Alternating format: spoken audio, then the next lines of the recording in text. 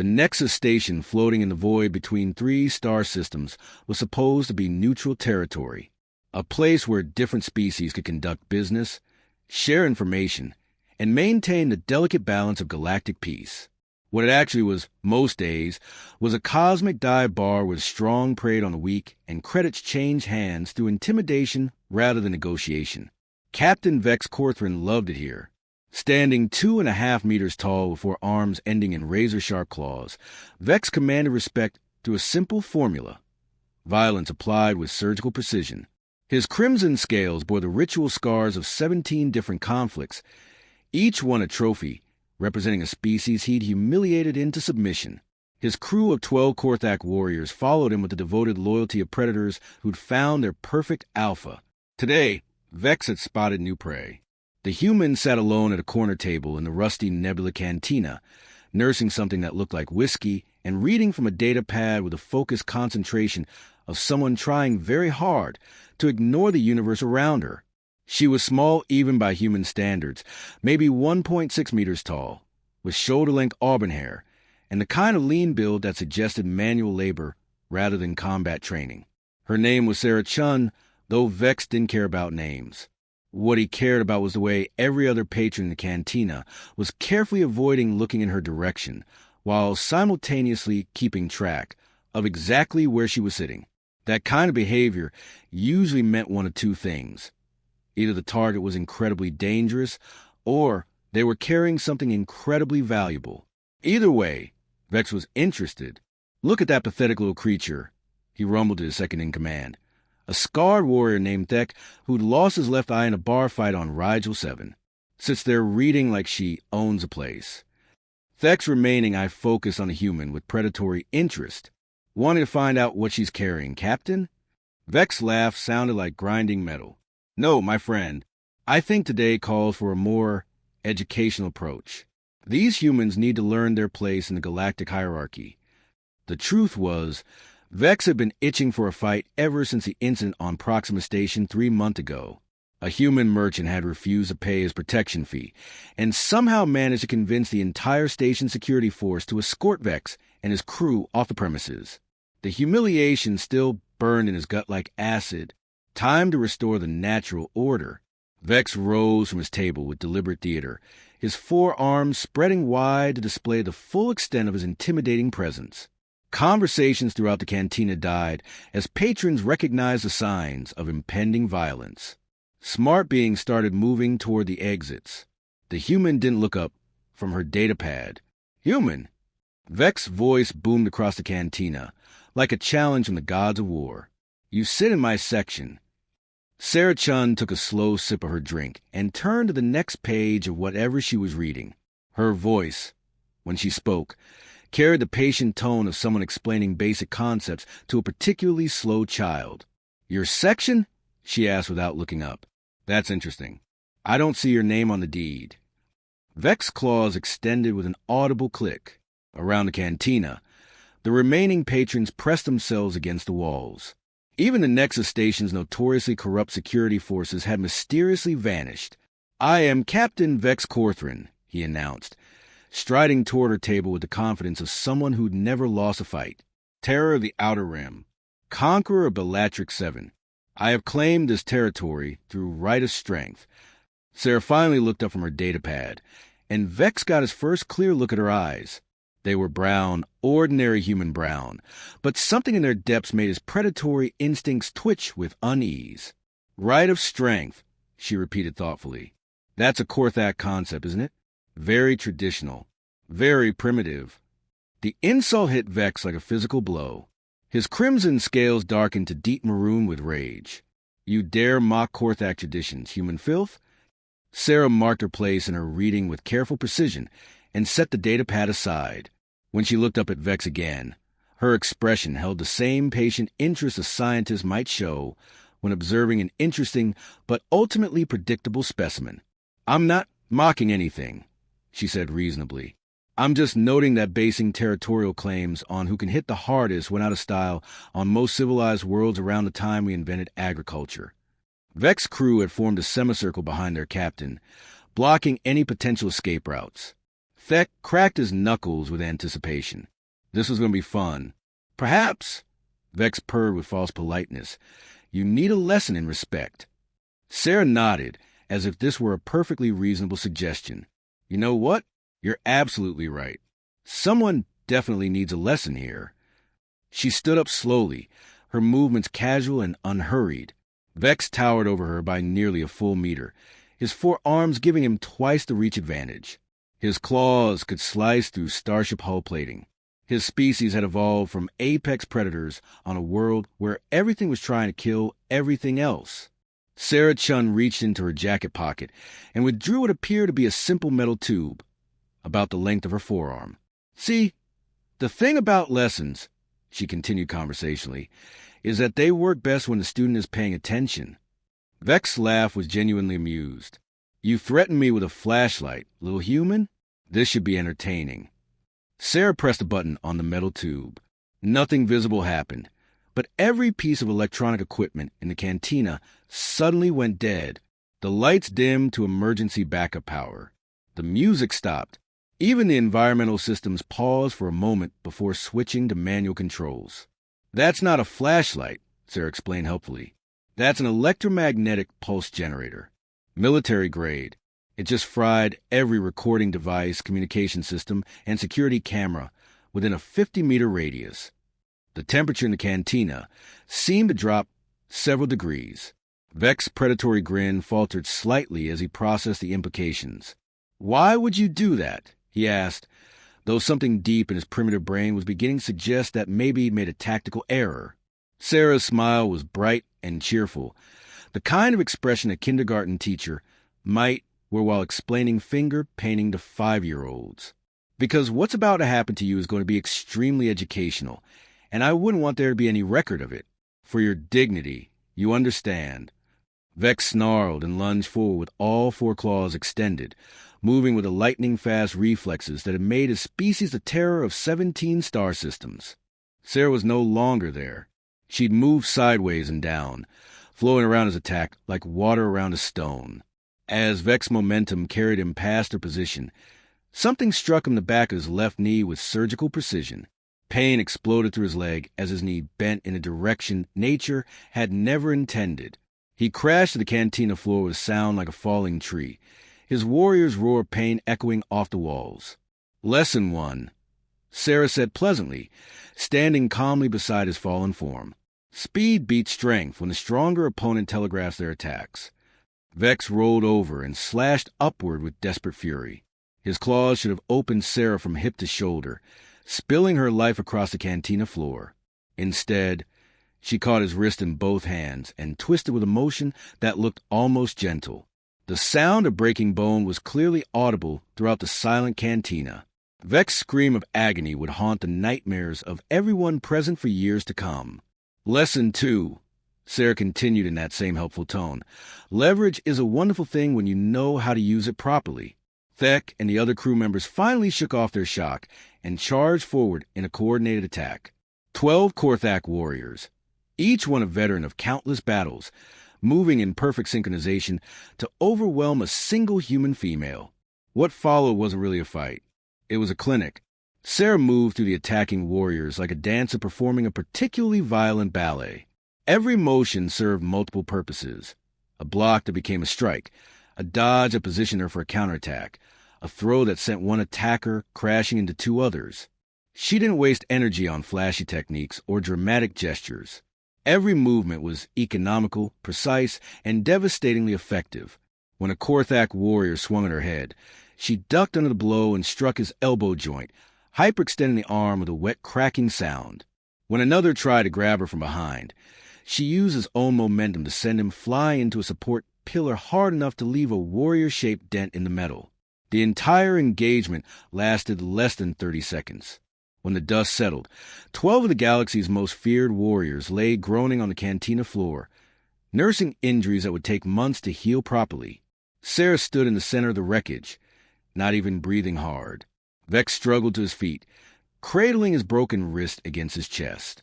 His left leg couldn't support his full weight, forcing him to lean heavily against an overturned table. The rage in his eyes had been replaced by something that looked suspiciously like fear. "What are you?" he whispered. Sarah picked up her datapad and checked to make sure it hadn't been damaged in the altercation.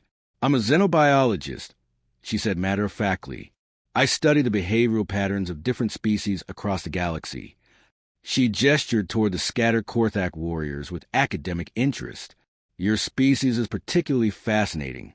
Apex predators on your homeworld. Highly aggressive social hierarchy. Tremendous physical advantages over most galactic species." Vex's remaining functional hand moved instinctively toward the weapon at his belt. Sarah noticed emotion and shook her head with the patient disappointment of a teacher whose student had just failed an important test. "I wouldn't," she advised gently. "You're already going to need reconstructive surgery on that wrist. Let's not add a dislocated shoulder to your medical bills." Vex's hand froze halfway to his weapon. The casual certainty in her voice suggested that she could make good on the threat without breaking stride. "But you're human," he said weakly, as if repeating the word might somehow change the situation. "Humans are weak, fragile. You have no natural weapons, no armor, no enhanced strength." Sarah nodded agreeably. "All true. We're persistence hunters, originally. Not particularly impressive in any single physical category." She sat back down at her table and reopened her datapad. "The thing is, when you spend 2 million years learning to hunt creatures that are faster, stronger, and better armed than you are, you develop certain skills." Vex stared at her with growing horror. "What kind of skills?" Sarah's smile returned, and this time there was something in it that made every Korthak warrior in the cantina instinctively take a step backward. "We learn to think," she said simply. "We learn to plan. We learn to turn every advantage our prey possess against them." She gestured toward Vex's injured leg.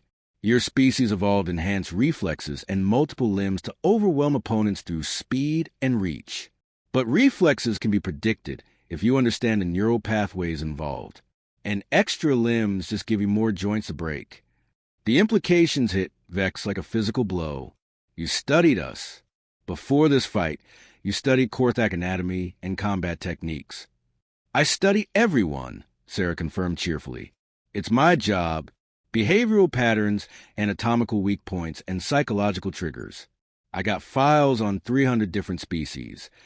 She turned to the next page of her datapad.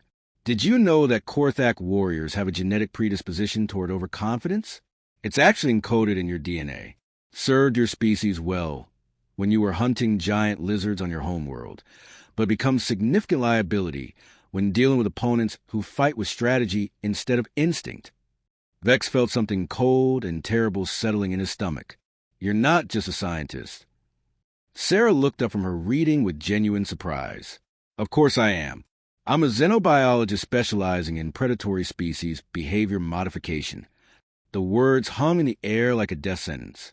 Every Korthak warrior in the cantina was beginning to understand that they'd just been used as test subjects in an experiment they hadn't volunteered for. "Behavior modification," Vex repeated slowly. "Exactly," Sarah said, warming to her topic like professor addressing an eager class. "See, the galaxy has this problem with aggressive species using physical intimidation to exploit peaceful civilizations. It's a very common pattern. Apex predators from harsh worlds expand into space and assume they can continue using the same domination strategies that worked on their home planets." She gestured around the cantina, which was slowly beginning to return to something resembling normal, as other patrons realized the violence was over. But space is different from a planetary ecosystem. In space, intelligence and technology matter more than claws and teeth. The old predator-prey relationships break down, and everyone has to learn new rules.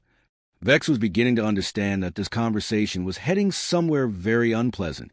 And if they don't learn? Sarah's smile widened, showing exactly the right number of teeth to be unsettling without being overtly threatening. "That's where I come in," she said pleasantly. "I provide educational experiences designed to help aggressive species understand their new place in the galactic community." The Nexus Station's medical bay had seen its share of bar fight casualties over the years, but the Korthak warriors sprawled across 12 different treatment beds presented a unique challenge. Each injury was precisely calibrated. Painful enough to require professional medical attention, but not severe enough to cause permanent disability. Dr. Halson, the station's chief medical officer and a veteran of 40 years treating combat injuries, had never seen anything quite like it. Fractured radius and ulna, hyperextended elbow joint, dislocated shoulder, he muttered, examining Thek's mangled arm. Whoever did this knew exactly how much force to apply and exactly where to apply it. Vex lay on the central bed, his broken wrist encased in a regenerative cast, and his damaged knee immobilized in a support brace. The physical pain was manageable thanks to modern medicine, but the psychological damage was proving more difficult to treat. "Doctor," he said quietly, "in your professional opinion, how long would it take someone to learn enough about Korthak anatomy to inflict injuries like these?" Dr. Halson's 3 eyes blinked in sequence as he considered the question. To achieve this level of precision, years of study. Detailed knowledge of bone density, joint mechanics, nerve pathways, and muscle attachment points. This wasn't random violence, Captain. This was applied anatomy. The implication sent a chill through every conscious Korthak warrior in the medical bay. They'd been taken apart by someone who understood their bodies better than they did. "There's more," Dr. Halson continued, pulling up holographic displays of the various injuries. "Look at the pattern of damage. Every single injury is designed to heal completely with proper treatment, but each one will leave permanent sensitivity to pressure changes." Vex's remaining functional hand clenched into a fist. Meaning, the doctor explained with clinical detachment, that for the rest of your lives, you'll be able to predict weather changes and atmospheric pressure shifts with perfect accuracy. Your bones will ache before storms. Your joints will stiffen in low-pressure environments. The medical bay fell silent, except for the soft humming of regenerative equipment. "She turned us into living barometers," Thek whispered in horror. Dr. Halson nodded gravely. "It's actually quite ingenious from a behavioral modification standpoint. Every time you experience discomfort from these injuries, you'll remember the fight that caused them. Classical conditioning on a physiological level." Vex closed his eyes and tried to process what had happened to him. In less than 30 seconds, a human female had systematically dismantled his entire crew and condemned them all to a lifetime of permanent reminders of their defeat. "Captain," one of his warriors called from across the medical bay, "there's something else." Vex turned to Seagrex, his communications specialist, holding a data pad with trembling claws. "What is it?"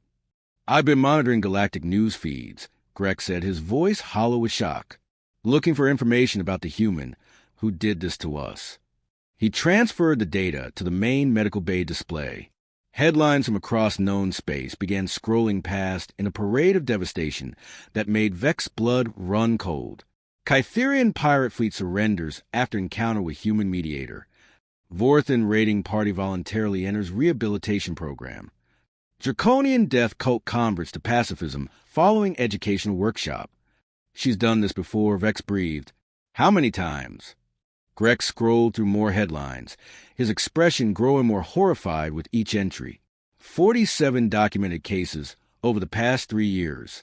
Different species, different sectors, but always the same pattern. Aggressive predatory cultures encounter human behavioral specialists, suffer humiliating defeat, and subsequently undergo radical personality changes. Dr. Halson leaned over the display with professional interest. "Fascinating. She's not just defeating these groups. She's reprogramming their entire cultural approach to conflict resolution. Look at this one," Grex continued, highlighting a particularly disturbing entry. "The Crimson Fawn Mercenary Company. 500 warriors. They encountered her on Rigel Station 6 months ago." Vex felt his stomach clench. What happened to them? They disbanded their military operations and started an interspecies cultural exchange program. Grex read from the report. They now specialize in conflict mediation and nonviolent dispute resolution. The medical bay erupted in shocked voices as the Korthak warriors processed this information. The Crimson Fawn had been legendary among mercenary organizations, feared throughout the galaxy for their ruthless efficiency. There's video testimony from their former commander, Grex added weakly. He describes the encounter as the most educational experience of my life, and credits a human with opening his eyes to better ways of resolving differences. Vex struggled to sit up despite his injuries. "Show me." The display shifted to show a scarred draconian warrior speaking directly to the camera. His reptilian features showed none of the predatory arrogance typical of his species. Instead, he radiated a calm confidence that somehow seemed more intimidating than his previous reputation for violence. "My name is former Commander Thax," the draconian said in measured tones.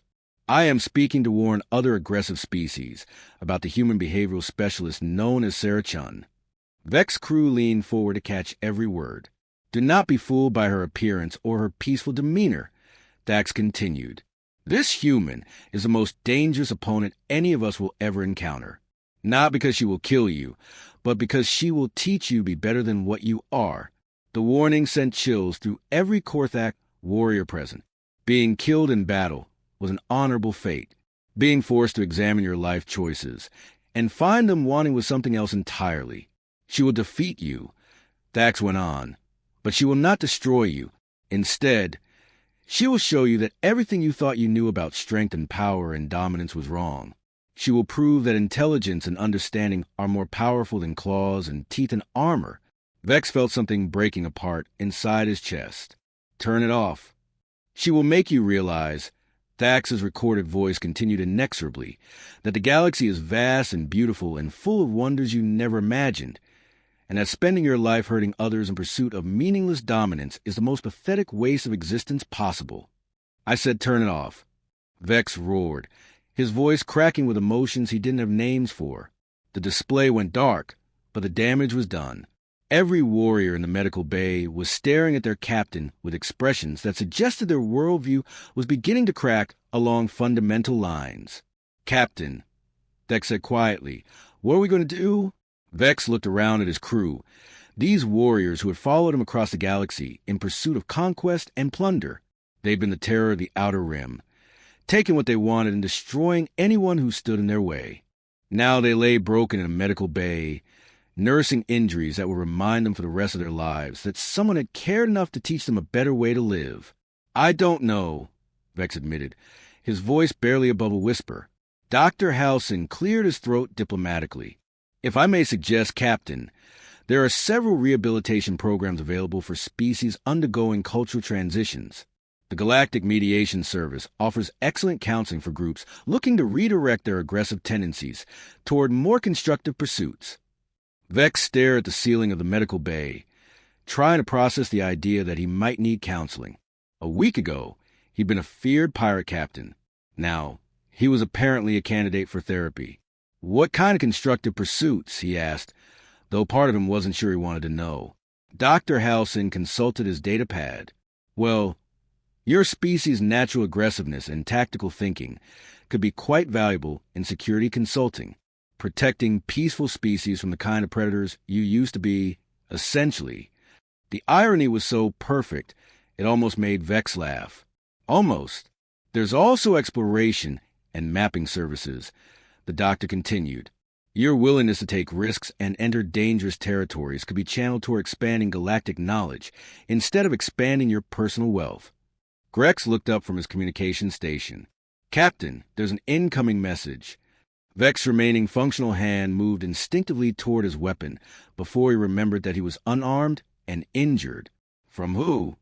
"From her," Grex said, his voice hollow. "From Sarah Chen." The medical bay fell silent. Every Korthak warrior was suddenly paying very close attention. "Put it through," Vex said, though he wasn't sure he wanted to hear what the human had to say. Sarah's voice filled the medical bay, as calm and pleasant as if she were calling to discuss dinner plans. "Hello, Captain Korthran. I hope you're recovering well from our educational session." Vex found his voice after several attempts. "What do you want, human?" "I wanted to follow up on our lesson," Sarah replied. "Education is most effective when it includes practical application exercises." The temperature in the medical bay seemed to drop several degrees. "What kind of exercises?" "I've been reviewing your service record," Sarah continued conversationally. "Quite impressive, actually. 17 successful raids, minimal civilian casualties, excellent tactical planning." You clearly have skills that could be applied to more constructive purposes. Vex felt trapped between hope and terror, such as...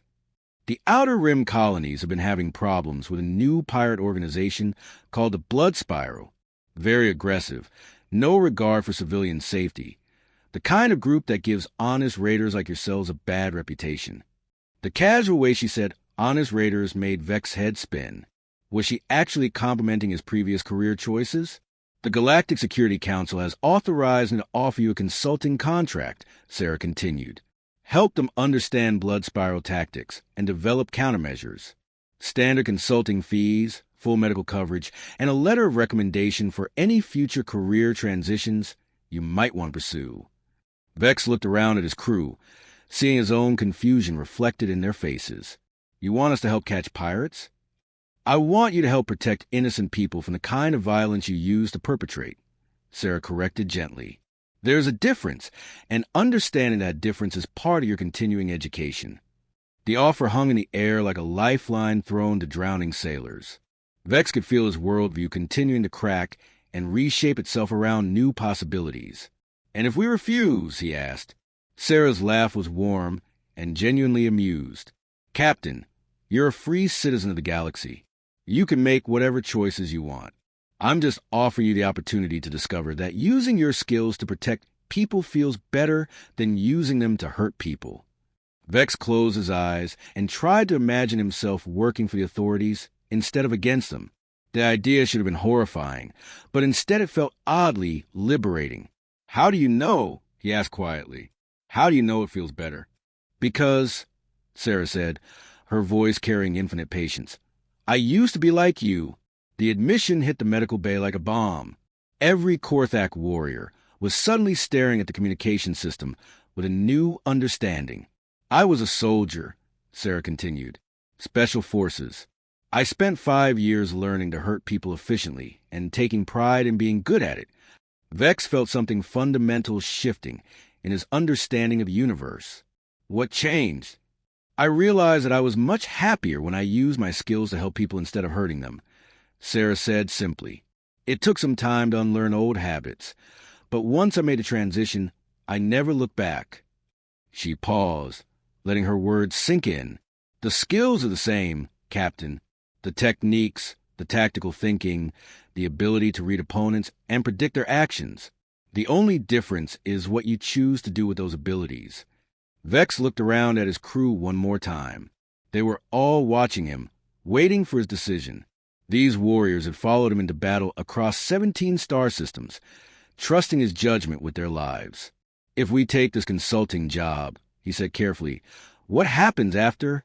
After, Sarah replied, you'll have choices, real choices, based on understanding what kind of person you want to be instead of what kind of person you think you have to be. Vex took a deep breath and made the decision that would define the rest of his life. Send us the contract details. Sarah's smile was audible in her voice. Already transmitted to your communications, officer. Welcome to the rehabilitation process. Captain, I think you're going to find it surprisingly educational. The communication ended, leaving the medical bay in thoughtful silence. Dr. Halson looked around the injured Korthak warriors with something approaching admiration. Well, gentlemen, it appears you're about to embark on a fascinating journey of personal growth. Vex settled back against his medical bed and contemplated the strange turns his life had taken. This morning, he'd been a feared pirate captain. Tonight, he was apparently a consultant for galactic security forces. And somehow, despite the pain and the humiliation and the destruction of everything he thought he knew about himself, he was looking forward to tomorrow. Sarah Chen had wanted to teach him a lesson, and she'd succeeded beyond his wildest imagination. But the scars she'd given him weren't just physical reminders of defeat. They were proof that even the most hardened predator could learn to be something better.